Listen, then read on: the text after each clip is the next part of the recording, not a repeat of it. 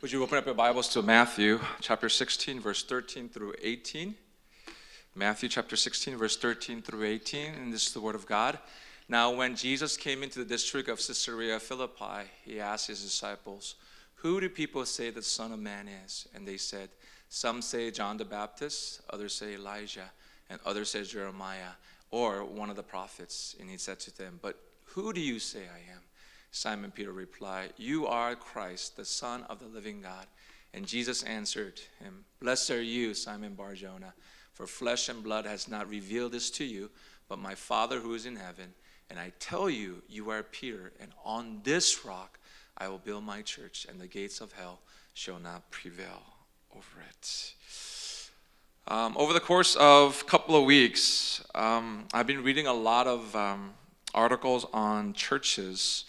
And the article states that our church culture is changing.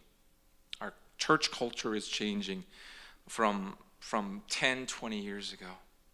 And in an article that I just read, "Why Millennials Attend a Church," the article lists top 5 reasons. And when I read it, I was very, very flabbergasted. Why do millennials, now millennials are the ages between 25 to 39. 25 to 39. Some of you guys half of you guys were sitting in this room. Why do millennials attend the church? And these are the 5 top reasons. Number 1, to become a better person. Number 2, to introduce faith to their kids. Number 3, to find personal comfort. And number 4, they were tied, to build a relationship with each other for their businesses. And number 5, to grow closer to God. To grow closer to God was the 5th reasons why the millennials. Now, these are not the baby boomers. These are not some of the people who are now in their late 40s or 50s. These are the millennials who are in the ages between 25 to 39. And I want to ask, same question to you guys. Why do people come to church? Now, last week we went over the verses in the book of Acts and other scriptures explaining why we need the church. Do you guys remember the 4 reasons why we need the church? Do you guys remember?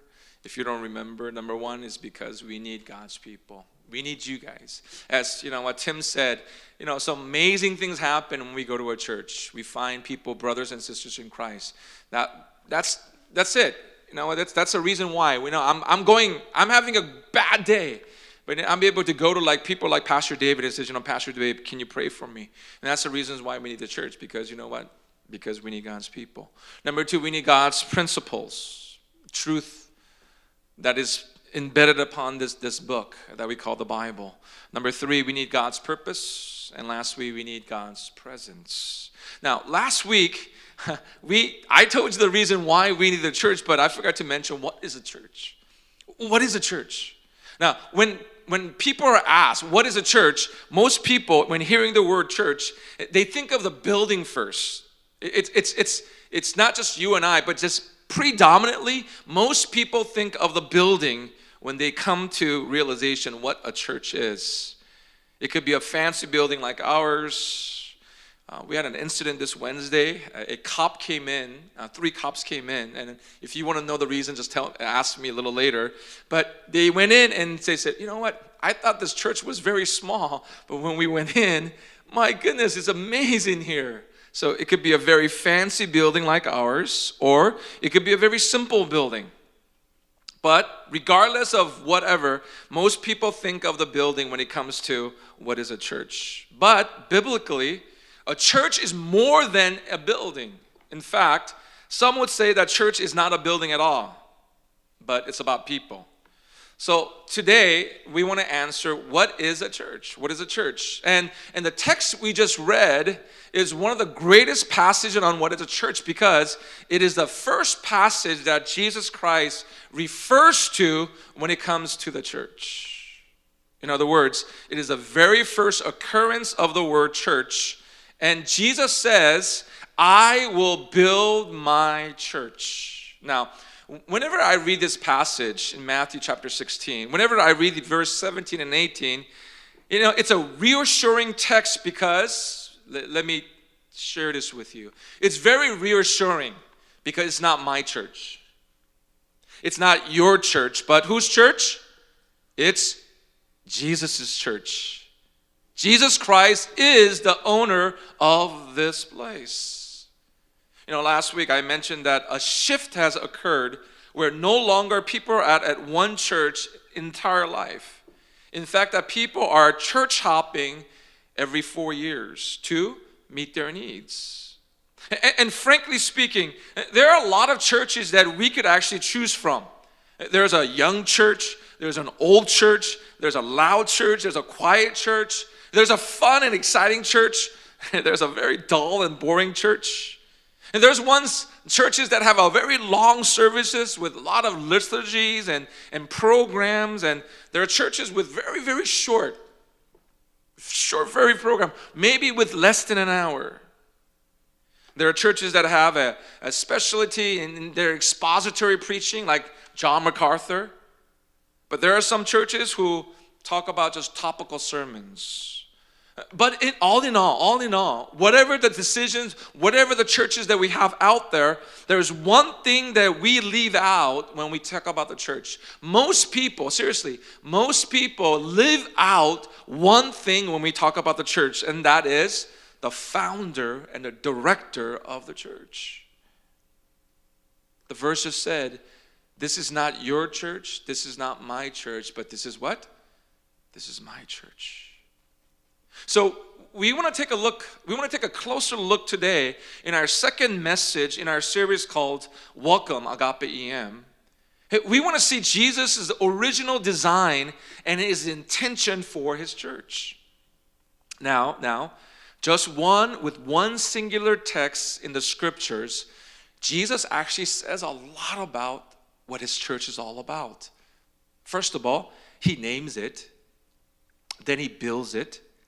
He tells us who owns it, and then finally he tells us that he's going to keep it. So those four things that we want to talk about, he names it, he builds it, he tells us who owns it, and finally he says, you know what, I'm going to keep it. So first of all, let's take a look today. Notice what Jesus does. First of all, he says, I'm going to name my church. He names it.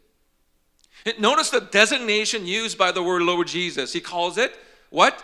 His church. And you'll find through the whole New Testament that this church, this word called ecclesia, we could find 110 times in the New Testaments.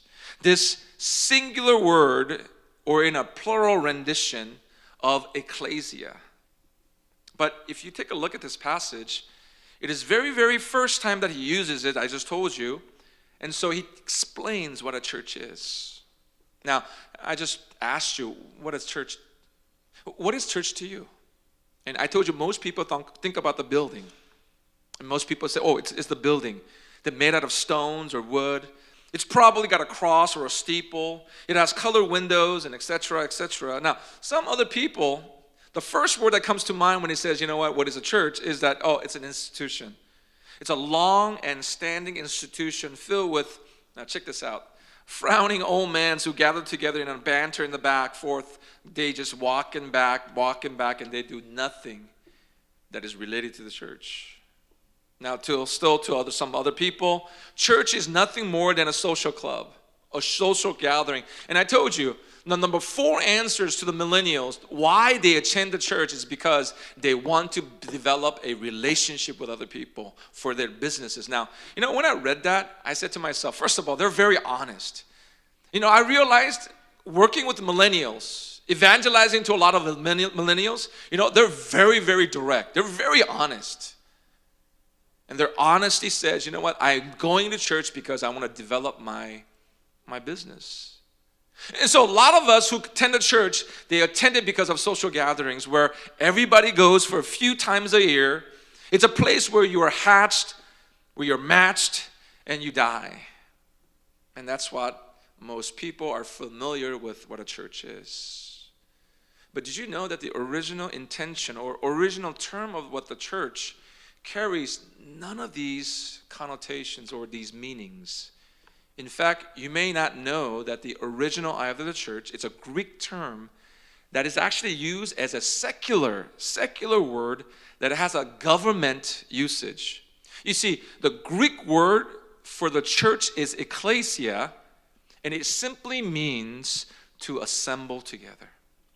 So you see, originally it was an assembly of the Greek citizens who would gather together regularly many times to discuss a certain cases in their community. It was like a community assembly, city hall. So to discuss certain cases in their community. Now, even a word used in the book of Acts 19:28, when Paul uses in Ephesus, was they were gathering together, and this is what he says in Acts chapter 19, verse 28. Great is Diana of the Ephesians. And so the moderator of that event would say, this is ecclesia, this is a solemn assembly, this is gathering of the citizenry of our status. There's no spiritual connotation, but it is used as a very, very strictly just pure secular sense. Now, is that what ecclesia means? Actually, that's not the intention of what Jesus had. You see, if you really, really dig deeper, the Greek word ecclesia, it comes from two words, ek, and kaleo. Ek means to call out or out of, and kaleo means to call. So ekkaleo is to call out. You see, if you really, really study the original meaning of what the intention of Jesus had, the biblical meaning of a church is it's a group of people who are called out separately from the rest of the community, who meets frequently over a common goal. And that was the original intention of what Jesus had for the church called ecclesia. Now, I just told you, whose church is it? It's Jesus' church. So he names it. And so Jesus uses and chooses his term as a kickoff verse for what he's going to build.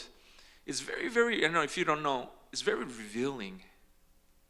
If he just spoke it of as an assembly of people, it means that he wants us to do what? He wants us to what?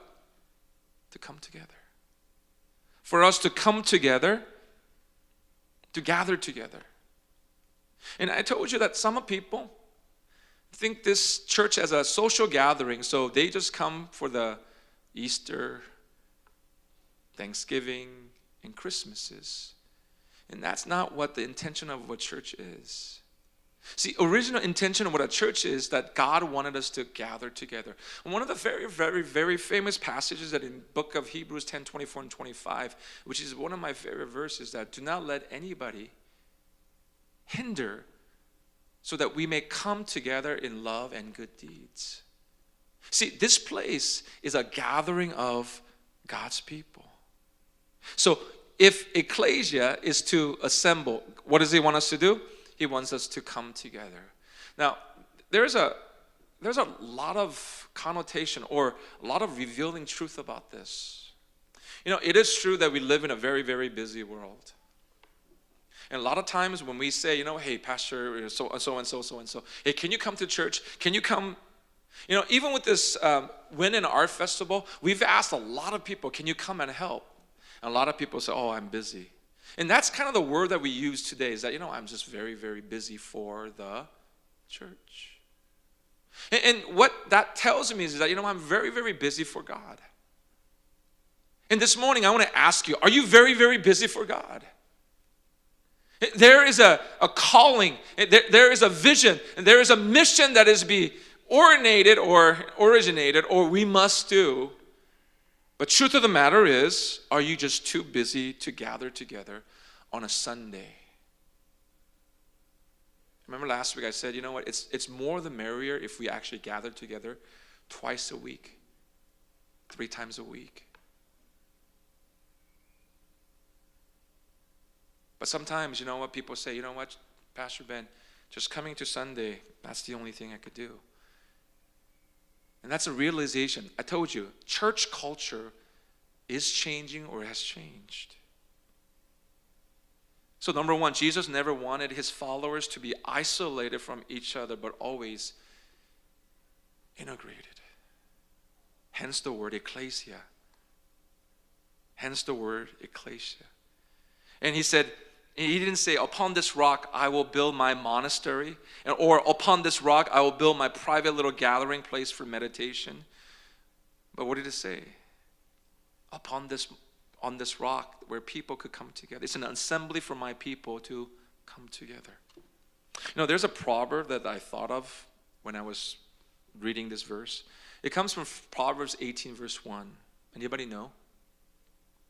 It says, a man who is isolate himself seeks his own desires, and he rages against all wise wisdom. Listen carefully. Proverbs 18:1. Man who isolates himself seeks his own or her desire. He rages against all wise wisdom. Just like I mentioned last week, what is a cure for isolation or loneliness? It's the gathering of this people. Gathering of God's people for the sake of accountability. This week somebody asked me for a huge favor. I woke up in the morning, I had a message. It says, Pastor Ben, can you do this for me? And I said, sure, no problem. And afterwards she replied and says, Pastor Ben, thank you so very much. I don't know what I would have done without this ministry. And I just replied and said, no problem. We are here for you. You see, without a network of people around us, I just feel like, it's easier for us to fall into temptations. Do you have somebody when you are going through this spiritual rut, or you're going through this spiritual temptation? Is there somebody in this place that you could go to and say, you'd be totally and really, really honest? When I'm going through this, can you pray for me? Or is the church like, I'm so afraid to talk to somebody because you're going to use that against me sometime later on.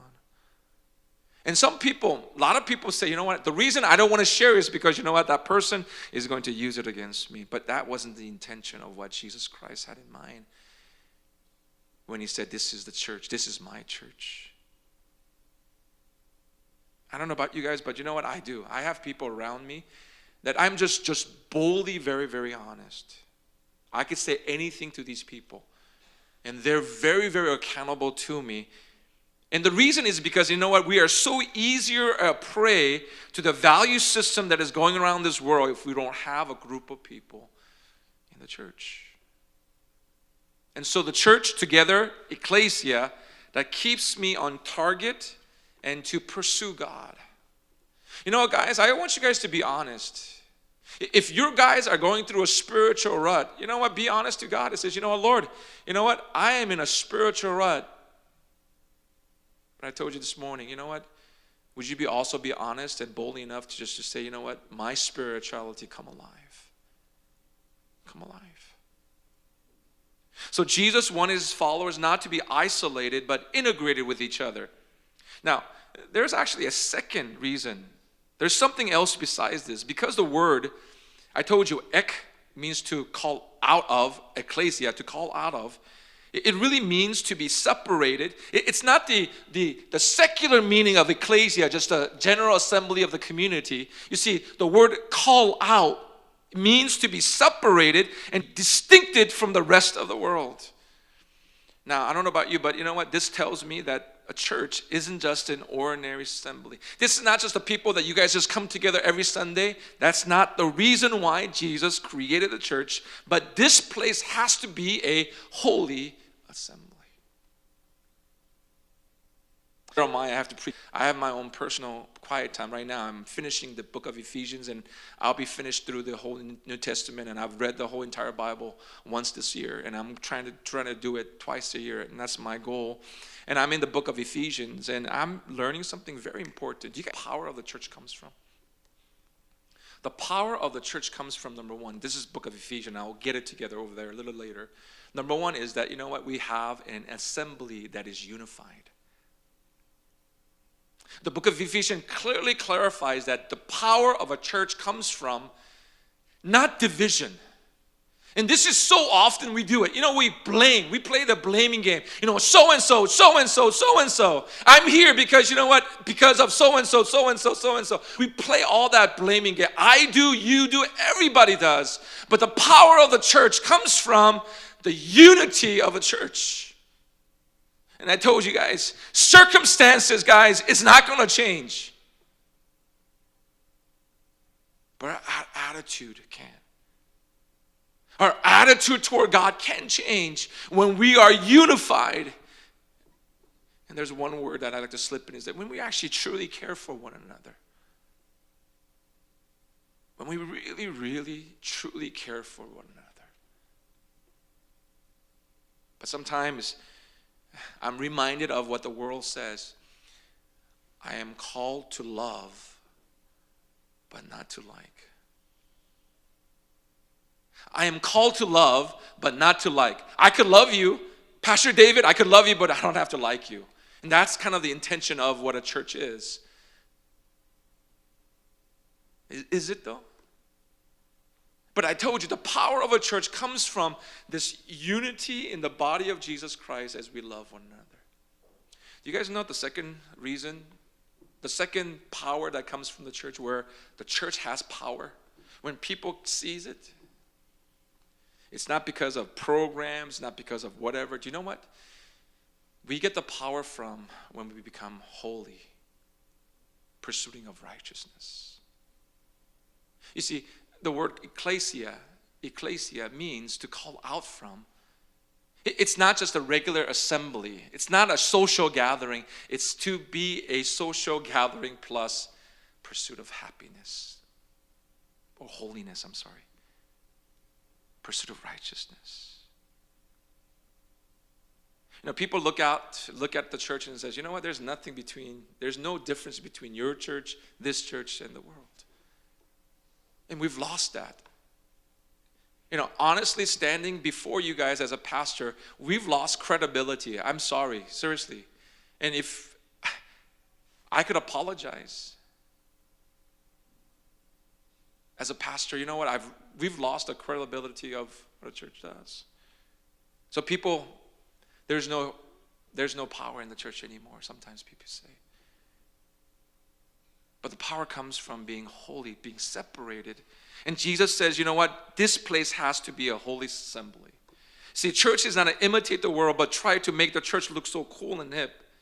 Or how we could attract more people, worldly people, into our spiritual gathering to make this church like another church of the world. No, that's not what Jesus' intention was. We're not supposed to imitate the world. And Jesus said, you know, we're supposed to what? To be a different group. People who bent on loving God and to pursue holy and righteousness. And that's the reason why he names it ecclesia, to call out from church. So that we could actually resonate holiness, righteousness to the world. You know, I want to go a little bit further. People of Agape, this church will never become the church that Jesus intended if we only exist to meet. You know, a lot of us, we think that, you know what, we're not going to be a church by singing just a few songs every week, once a week. We're not going to be a church by attending this assembly once a week. This ecclesia that Jesus built must be responsive to his calling and to his teaching rather than to the calling of the world. We got to be different. We got to live different. Our church will never turn out what Jesus intended by setting up visions or shouting out, we can do it, but rather listening to the will of God and people gathering together to pray together. Now, this is something that's coming out, guys. Last week, do you guys remember I said in Acts chapter 2:42, it said, devoted themselves to the apostles' teachings and the fellowship. And what did they do after that? They devoted themselves to the apostles' teaching. What did they do? They prayed. They earnestly prayed. You see, the first church was established by 120 people praying in an upper room. We got to pray. And Jesus Christ, he says to us, the reason why I built this church, ecclesia, is because I wanted this assembly to be different from the world.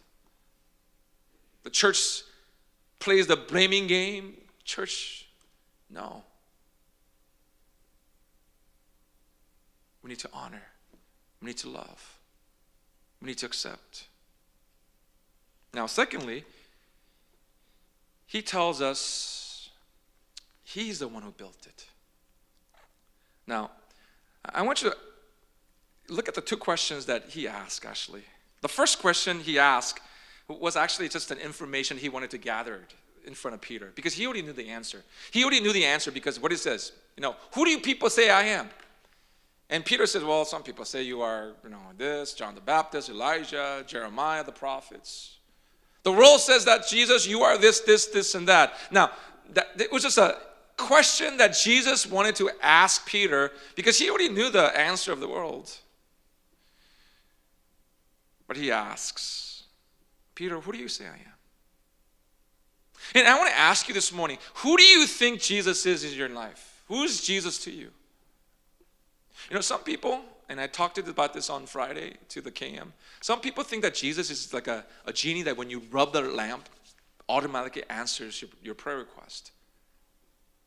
I'm sorry, but if your life is not up to par, spiritually, it doesn't really matter what you pray for. You see, Jesus is not a genie, guys.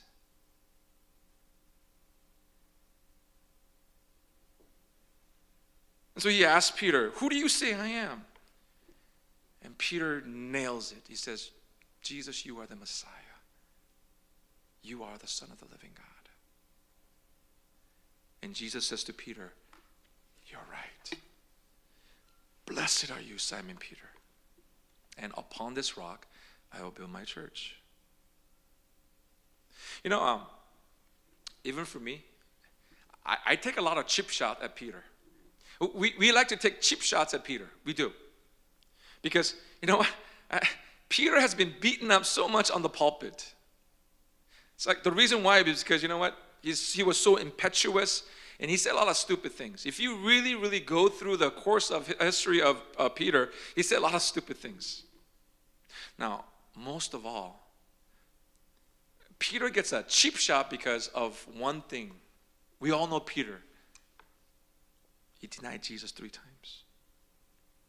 And not only that, he failed one of the greatest faith tests that Jesus has ever given to him. Do you guys remember what that faith test was? Do you remember in the middle of the night, Jesus walks on water, and Peter walks on 3 steps and he falls. He failed one of the greatest faith tests that Jesus has ever given to him in his life. What about the time that when Jesus was going through an amazing transformation, right? He was going through transformation, but where was Peter? What was he doing? He was sleeping good. Somebody said that. So he was sleeping. But on this test, on this question, he nails it. He gets an A+.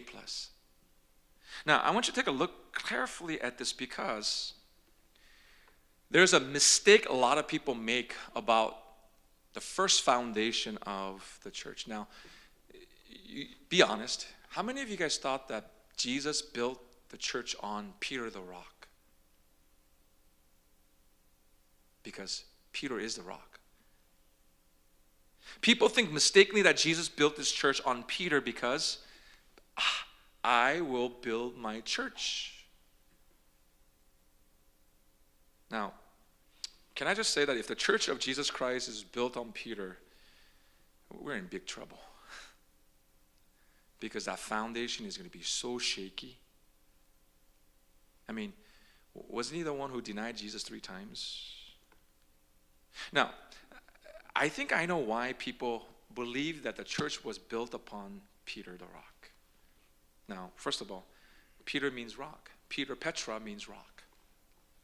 But do you know that word Peter, is not the kind of rock you're thinking of? It's not a massive boulder or gigantic mountain. But the word Petra actually means a pebble, a nugget. So if you're thinking of it as an entertainment terms, when he says, you are Peter the rock, don't think of Rocky Balboa. Actually, I want you to think of Pebbles. Do you guys know who Pebbles is from the Flintstones? Think of Pebbles from the Flintstones. That's exactly what it means. Now, let me read it to you in an original Greek, okay, guys? Original. Jesus says, upon this Peter, pebble, I will build my rock, Petra.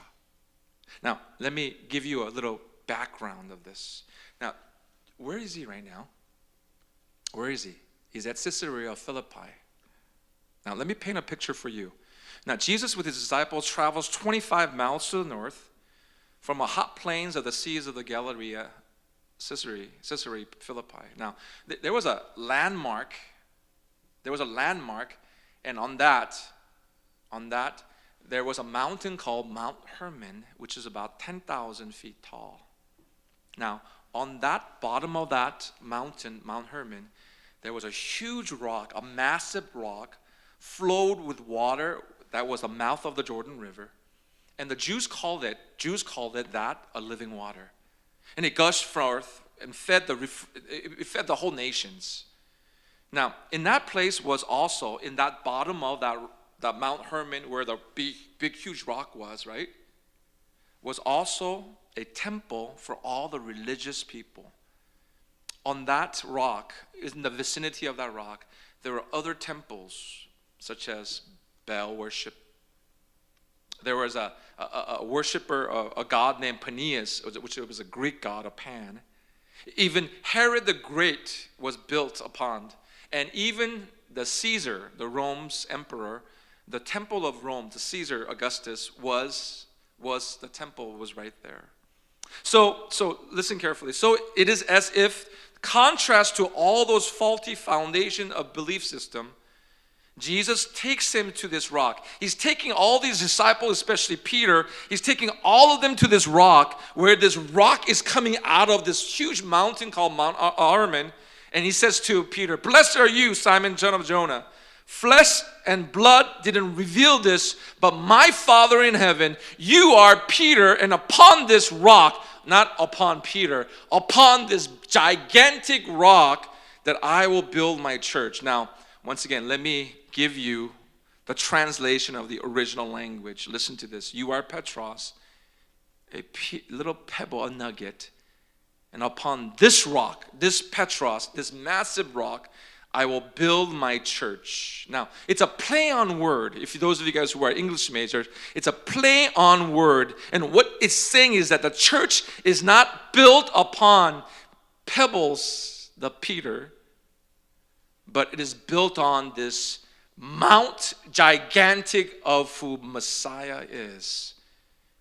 So it was the confession that Peter made. "You are Christ, the Son of the living God, that what I'm going to build my church on." And that's the confession that he says to Jesus, that you are the Messiah, you are the Savior. And on that, Jesus says, "I will build this incredible, not shaking, immovable rock." It wasn't on Peter, but on this rock, this massive rock. And so Paul says in 1 Corinthians chapter 3, "For no one can lay another foundation other than that, the one who we already have, who is in Jesus Christ." Let me read that to you again. 1 Corinthians chapter 3. "For no one can lay another foundation than the one we already have, which is" who? Jesus Christ. Now, the application. So Jesus, not Peter, upon this grave, massive rock, the immovable rock, the foundation of who he is, that he builds this rock. And I want to give you an application to this. Do you guys know the secret in surviving a church? How do you survive a church? Now, last week I mentioned my mom. How do you survive a church? What is the secret in surviving a church, or church like ours? You know, I meet all the time, even, seriously guys, even secular people who actually went to a church, now no longer they go to a church. You know what the number one reason why they no longer go to a church? Or people who leave a church, they say, "Oh man, I've been burned by that church. I've been disappointed by the churches." You know, I have a friend that I actually am evangelizing. His name is Gary. He lives in Fremont. And he's been burned by a church.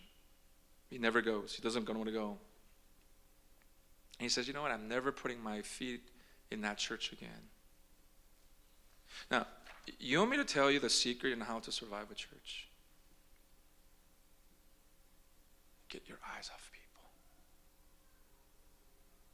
Get your eyes off people and get your eyes off Peter. Get your eyes off of whatever. Get your eyes on Jesus, who is the rock, not people. Because people are going to disappoint you. I'll guarantee you. We all know that you and I have been disappointed with people. Those whom you trust. Maybe your best friend backstabs you.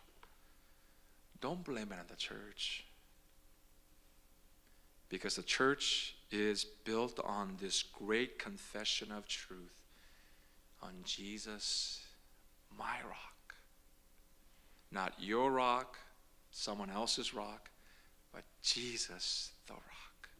He builds his church. Jesus builds his church by giving them the truth on a constant basis, especially truth about him, so that we could build up. And that's exactly where I'm heading toward. The reason I started this series called The Church is because, I really want this church to be foundationally so solid that whatever happens, whatever hurricanes, tornadoes, will not be shaken. Why? Because our foundation is laid behind what? Peter? No. Pastor Ben? Certainly not. On Jesus the rock. So guys, you could go to a church and you could sing all you want at church. That's not going to make a church. You could get married in a church. That still is not going to make a church. But if you really, really understand what a church is, the follower of Jesus Christ is, it's that little A+ comment that Peter made. You are who? You are the Son of God. You are the Messiah. And because the church is built upon that, that has a solid rock foundation. And that's why no wonder Paul says to young Timothy, who was just starting in the ministry, he talks about people who have form of godliness but deny their power of. And he says to Timothy, don't look at people. Look at Jesus Christ, who is the rock solid foundation. Do you guys know how to have your spirituality revived? Don't look at me. I'll give you messages, but don't look at me. Are you guys having a personal time with God every single day? He's the only people who could transform your hardened heart, or a bone that is dried to command it to come alive. You see, I'm just a vessel. I could just say, hey guys, just imitate what Jesus says, come alive. But the power thereof doesn't come from me. It comes from him. People of Agape AM,